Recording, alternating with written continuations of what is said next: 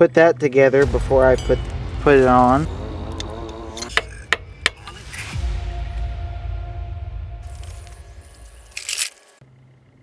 Well everybody, welcome back to the Career Cage and welcome back to a new episode.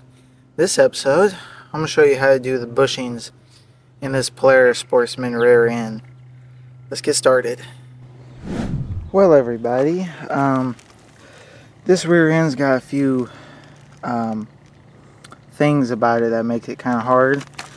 First one is, see if I can brighten up a little bit.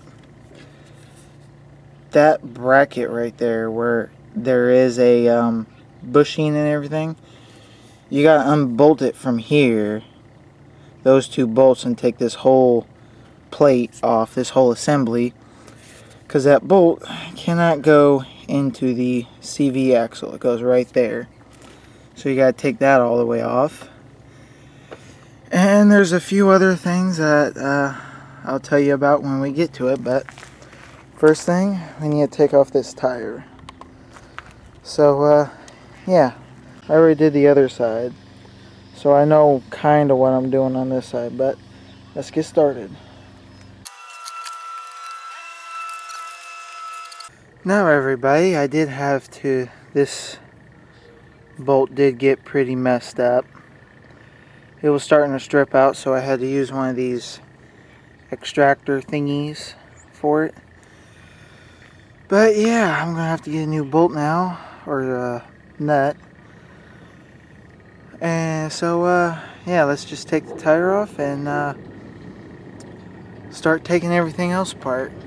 By the way, basically everything on here is 9/16, or 15 mil also works fairly good. But anyway, let's get back to work.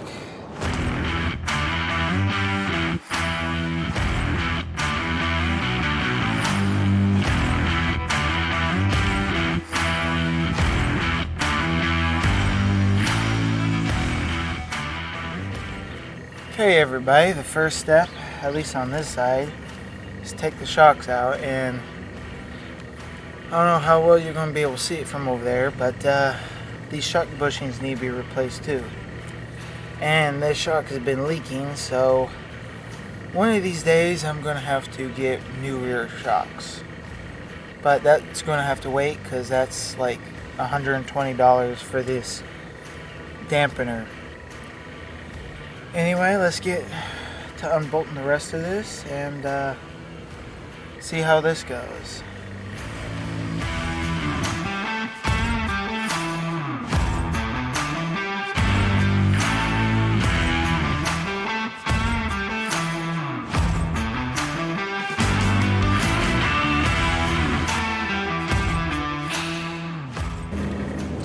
I don't know how low the battery is, and it's going to take a while, so I'll bring you guys back when I got all this off and I am ready to put in the bushings, because that's how what the video is about.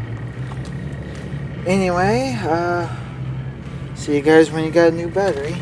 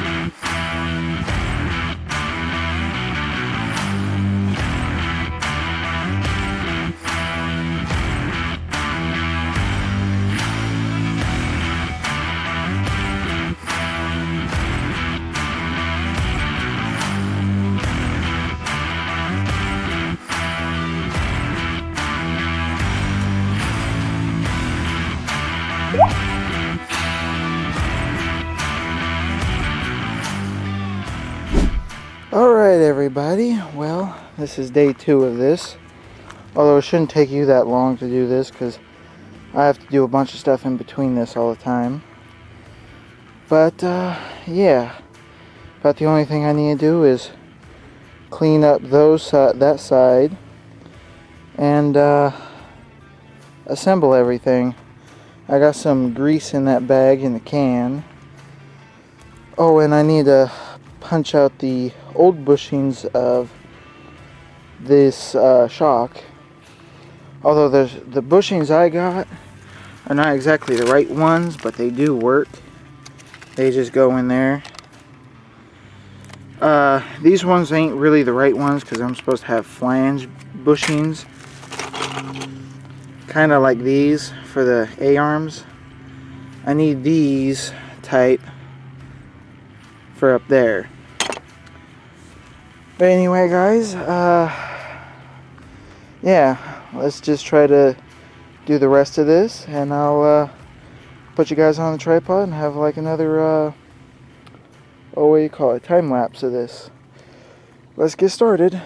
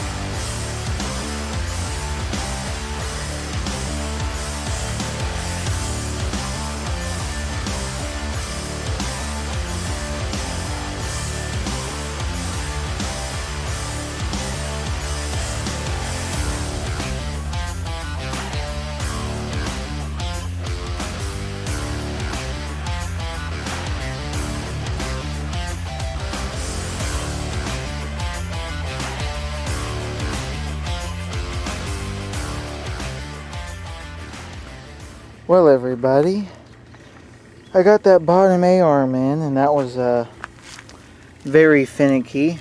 I had to switch the bolts around because these big bushings just didn't want to work for some reason.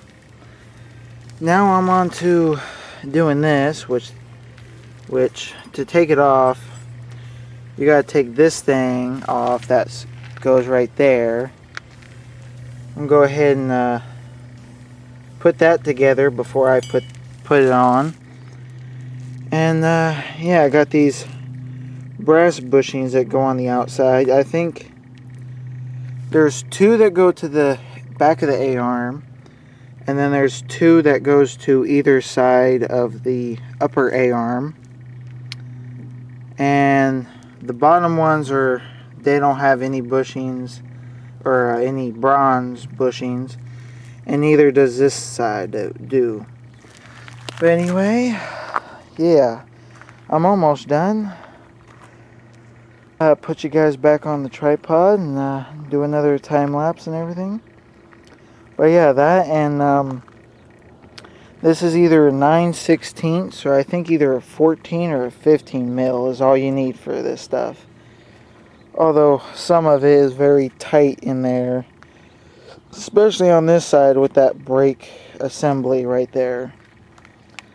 But anyway, let's put you on the tripod and let's get back to work.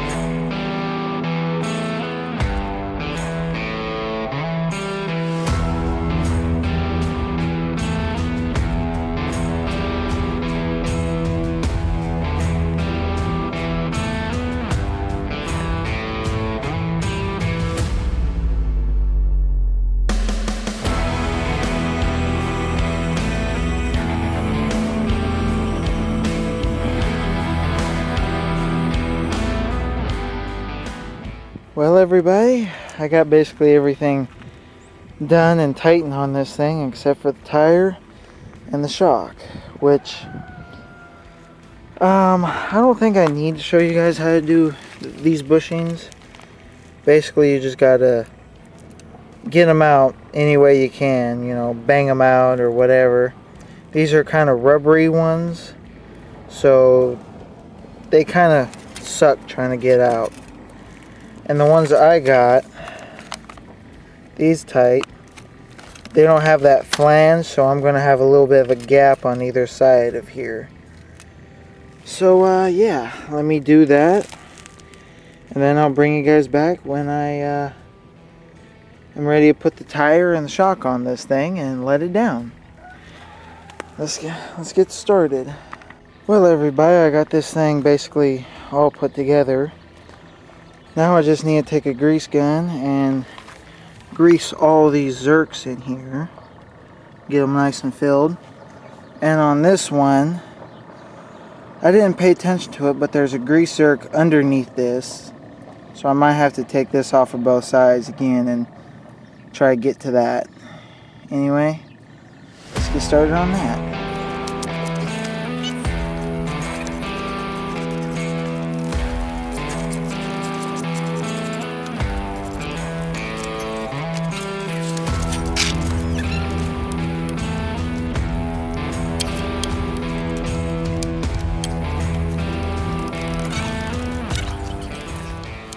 Okay, everybody, well, this thing's all nice and greased up now, and I didn't have to take the upper A-arms off to get to that thing. I just got to take those mud guards or whatever, those plastic pieces off, and I was able to get to it. Now I just need to lower it, jack it up, and take the jack stand out of it, out from underneath of it, and we'll be basically done with this job. Let's get after it.